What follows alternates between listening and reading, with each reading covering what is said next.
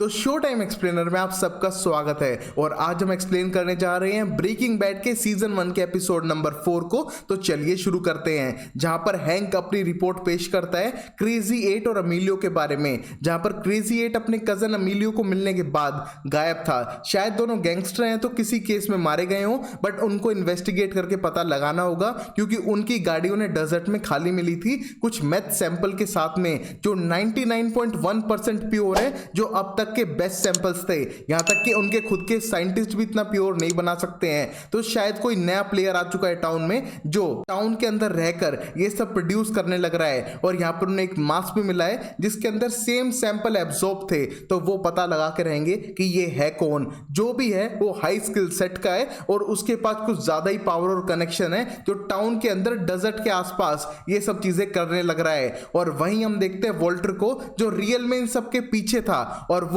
सिर्फ ये सब पैसे के लिए करने लग रहा है। जहां पर हैंक उसको ढूंढ के रहेगा अपनी टीम के साथ मिलके, बट बाद में वॉल्टर की फैमिली के साथ ही लंच के लिए जाता है, जहां पर वो डिस्कस करता है लव स्टोरी वॉल्टर और स्काइलर की। जहां पर स्काइलर इमोशनल होकर रोने लगती है और पता चलता है वॉल्टर के हाथों की किस तरह से लंग कैंसर है और पिछले 1 महीने से उसने अपनी फैमिली को नहीं बताया है। जहां पर हैंक का कहना था कि वॉल्टर तो स्मोक भी नहीं करता है तो उसे लंग कैंसर हुआ कैसे। जहां पर स्काइलर का कहना था शायद उन केमिकल से हुआ हो जब ये लेबोरेटरी में काम करता था, पर तभी साफ करता है वॉल्टर की ऐसा नहीं हुआ है, उसे तो अभी पता चला है और उन्हें ज्यादा टेंशन लेनी नहीं चाहिए। बट यहाँ पर मैरी बहुत ज्यादा गुस्सा थी कि उसने अभी क्यों बताया। फैमिली से तो बातें शेयर कर सकता है ना, क्योंकि वो सब उसकी फैमिली है। और यहाँ पर वो एक रेडियोलॉजिस्ट से बात करेगी और उसकी अपॉइंटमेंट तक बुक करेगी। जहां पर वॉल्टर एग्री तो करता है, बट उसे पता है कि उसके पास इतने पैसे नहीं है कि वो पूरा ट्रीटमेंट करवा सके। जहां पर वो हैंक या किसी और से पैसे नहीं लेना चाहता है,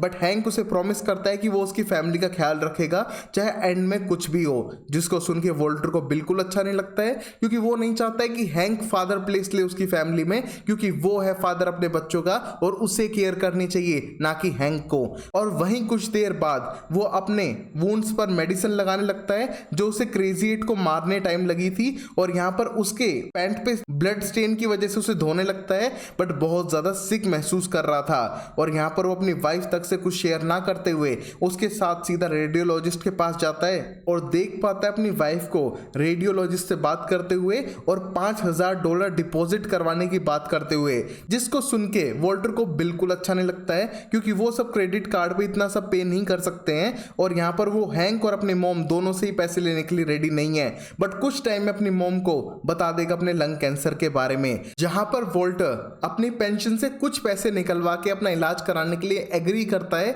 जिससे स्काइलर खुश हो जाती है। बट गाइस, वॉल्टर तो चुपचाप जाता है वेंट के पास और अपने साइड बिजनेस से कमाए हुए पैसों को चुपचाप निकालने लगता है। और यहाँ पर जूनियर वॉल्टर के वॉक इन करते ही उन पैसों को छुपाता है और कुछ को तो वेंट में उड़ जाने देता है, जिससे कि उसका बेटा नोटिस ना कर पाए। जहां पर उसका बेटा थोड़ा डिसअपॉइंटेड फील करता है कि उसके डैड अपनी जान बचाने के लिए कोई भी स्टेप नहीं ले रहे हैं, कुछ अलग सा बिहेव कर रहे हैं जो बिल्कुल भी सही नहीं है। जहां पर वॉल्टर कुछ ना कहते हुए अपने पैसों को कलेक्ट करता है और सीधा बैंक की तरफ जाने लगता है। जहां पर उसे डर था कि अगर कोई रोक के उससे पैसे पूछेगा कि कहां से आए तो क्या जवाब देगा, बट यहाँ पर पुलिस ने कहीं उसे रोका नहीं, वो सीधा बैंक में जाने लगता है। बट एक अनोइंग गाय उसे मिलता है जो उसकी पहले पार्किंग स्पॉट ले लेता है और सबसे बड़ा ही बदतमीजी से बात कर रहा था, जो बिहेवियर वॉल्टर को बिल्कुल भी अच्छा नहीं लगा है। और वो उसे नोटिस करते हुए अपने पैसे जमा कराकर वापस घर आने लगता है, जहां पर ट्रीटमेंट के अपॉइंटमेंट के लिए उसने $5000 तो डिपॉजिट करा दिए थे। और अब गाइस हम देखते हैं जेसी को, जो अपने 2 दोस्तों के साथ पार्टी कर रहा है, एंजॉय कर रहा है अपने घर पे।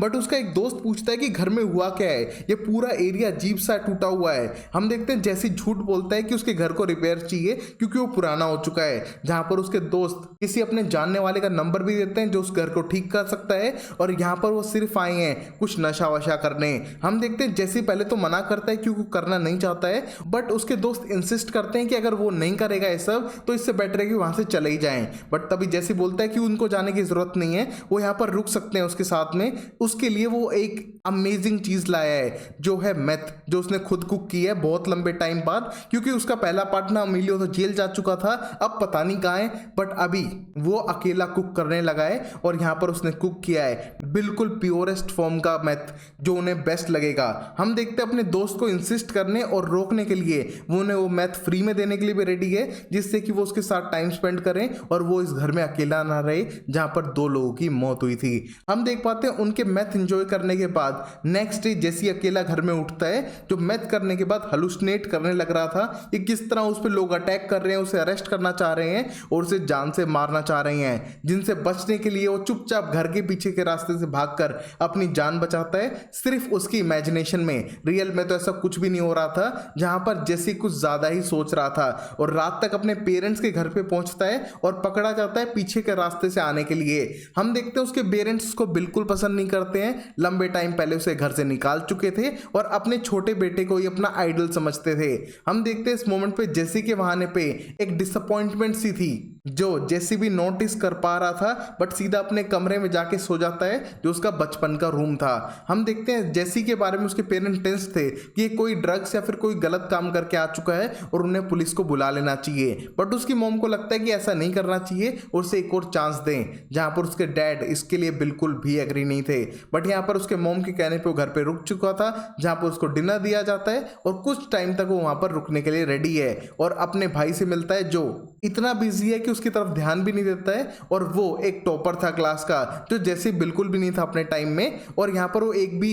चीजों से रिलेट नहीं कर पाता है अपने भाई से, और यहाँ पर उसकी मॉम भी उस पर यकीन नहीं करती हैं और उन दोनों को अकेला नहीं छोड़ती हैं, गेट खुला छोड़कर जाती हैं बार बार नोटिस करते हुए, जो बात जेसी को बिल्कुल भी पसंद नहीं आती है। और यहाँ पर उसके भाई को मतलब ही नहीं है कि जेसी उसके पास आए या ना आए, जिसको देख के जेसी गुस्सा होते हुए बाहर जाके स्मोक करने लगता है और अपने दोस्त से बात करता है, जो उसके प्रोडक्ट से बहुत ज्यादा इंप्रेस था और वो और क्रिस्टल्स चाहता है अपने और दोस्तों के लिए, और इस बार फ्री में नहीं चाहिए, वो पैसे भी देंगे जितना उस प्रोडक्ट की कीमत है। हम देखते हैं ये सुनकर जेसी बहुत ज्यादा खुश हो जाता है कि एक पैसा कमाने की अपॉर्चुनिटी आई है और वो इसको खोएगा नहीं, जिसके लिए वो सीधा अगले दिन चला जाता है वॉल्टर से मिलने के लिए, जहां पर वॉल्टर गुस्सा था कि वो घर पे क्या कर रहा है उसके, और वो उसे क्या यहाँ पर फंसाने के लिए आया है, जहां पर वो साफ मना करता है कि उसकी कोई भी ऐसी इंटेंशन नहीं है और वो तो सिर्फ चाहता है कि वो और प्रोडक्ट्स बनाए जिससे कि उनको बेच सके। उसके पास ऑफर आया है और वैसे भी उसने जितना भी क्रिस्टल बनाया था उसे स्मोक नहीं किया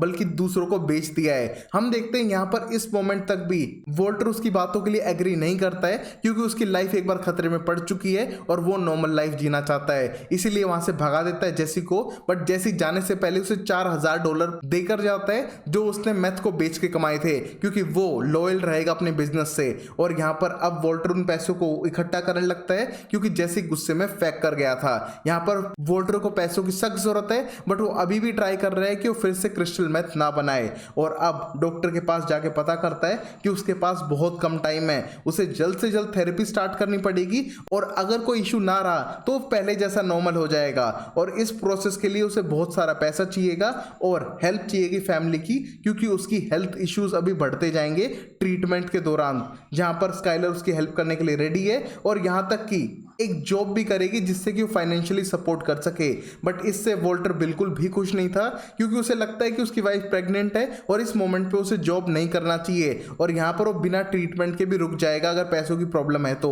बट यहाँ पर वॉल्टर जूनियर ये बात बिल्कुल भी पसंद नहीं करता है कि उसके डैड मरना पसंद कर रहे हैं एक अपॉर्चुनिटी के, और गुस्सा करने लगता है अपने डैड पे ही, जहां पर समझ पा रहा था वॉल्टर कि उसे कोई तो एक्शन लेना पड़ेगा अपनी जान बचाने के लिए, क्योंकि उसकी फैमिली उसके बगैर सर्वाइव नहीं कर पाएगी। यहां पर जेसी के साथ भी ऐसा ही हो रहा था, जहां पर पेरेंट्स के घर पे मेड को एक स्मोकिंग वीड मिलता है, जिससे उसके पेरेंट बहुत ज्यादा गुस्सा थे और जेसी को ब्लेम करते हैं बिना कुछ सोचे समझे, और जेसी को घर से भी निकाल देते हैं। जहां पर पता चलता है कि ये जेसी की वीड नहीं थी बल्कि उसके छोटे भाई की थी, जो छुप छुप के स्मोक किया करता था। बट जेसी को जैसे ही पता चलता है वो उसको तोड़कर वहां से फेंकते हुए सीधा निकल जाता है, अपने भाई पे गुस्सा करते हुए कि कहीं ना कहीं उसकी वजह से उसके पेरेंट्स ने उसे फिर से डांटा और घर से निकाल दिया। और अब एंडिंग सीन में हम वॉल्टर को देख पाते हैं, जो गुस्सा होकर घर से निकल चुका था और बहुत ज्यादा सिक महसूस करता है, और देख पाता है उसी क्रेजी गाय को जो उसे पहले फ्रस्ट्रेट कर रहा था। हम देखते हैं अपना सारा गुस्सा उसकी गाड़ी पे उतारता है,